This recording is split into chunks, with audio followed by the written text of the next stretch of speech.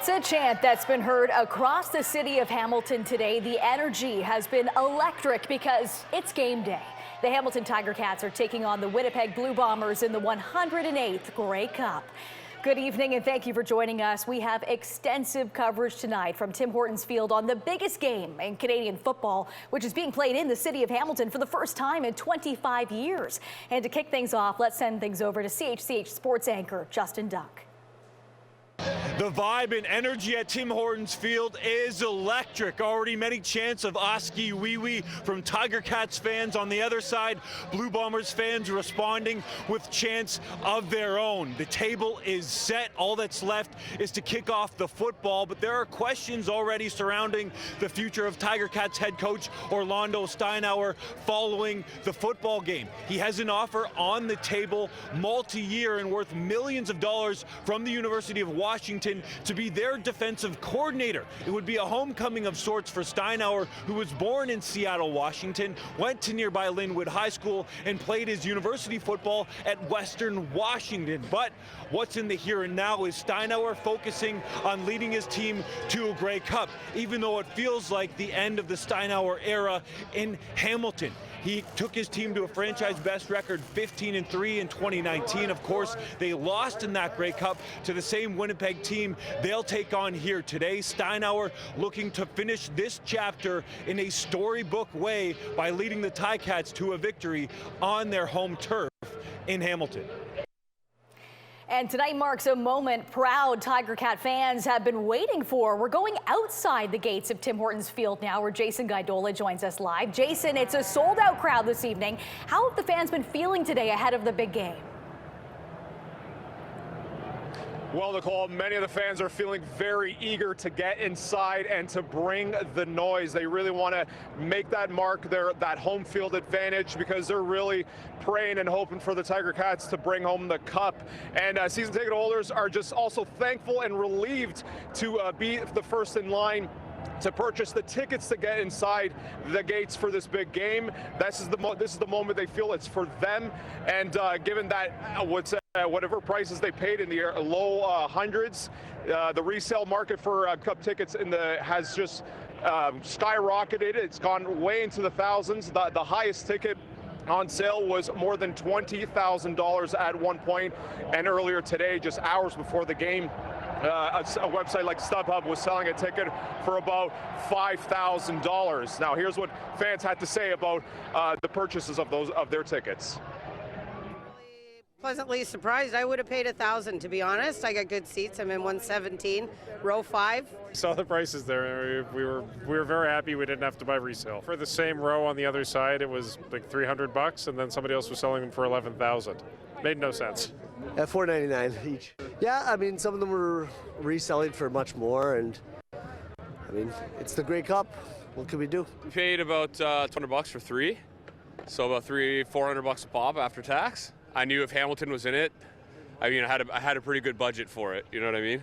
I grew up watching the games as a kid, and Dad was a season ticket holder growing up. Will we sell them for $500,000? No, this is an event for Hamilton. It's crazy what they're going for, but if you're from Hamilton and you got tickets to this game, it's a big deal for us because it's been a long time since this game has been in the city of Hamilton. If you're a Hamiltonian, you're going to the game. Now, there was additional seating that was released for the big game. It was standing room seats, and those were at affordable prices in the low 100s. But again, earlier today on a website like StubHub, they were pushing close to $1,000 a piece. Nicole? Wow, thank you, Jason. The competing head coaches in the Grey Cup shared their perspective on pre-game preparations with our Justin Dunk, who is now live at Tim Hortons Field as well.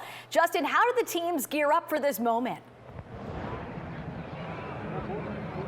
An approach. Nicole, Orlando Steinauer said he was going to speak whatever he felt at the moment to his team before the game. Mike O'Shea on the Winnipeg side didn't feel like he had to say very much. It's just a feeling of excitement.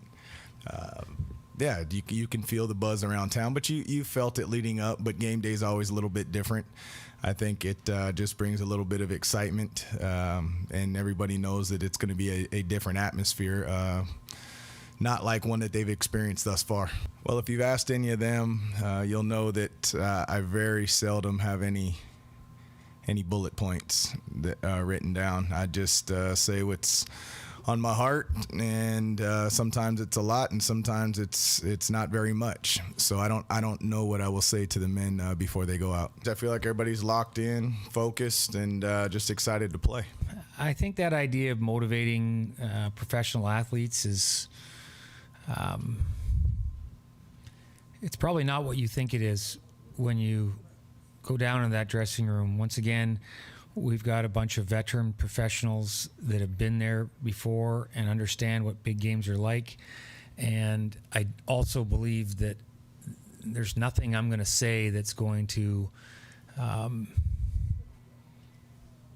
get them more fired up. They're ready to go, and the only motivation they need is sitting right beside them in the locker room.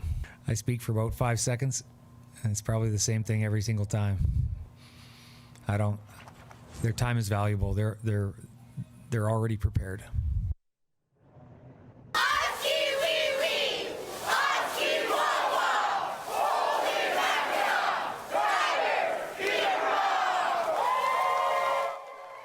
Welcome back to the evening news. The Hamilton Tiger Cats haven't won the Grey Cup since, 1999, Justin, and they're looking to end a title drought this year in the Hammer.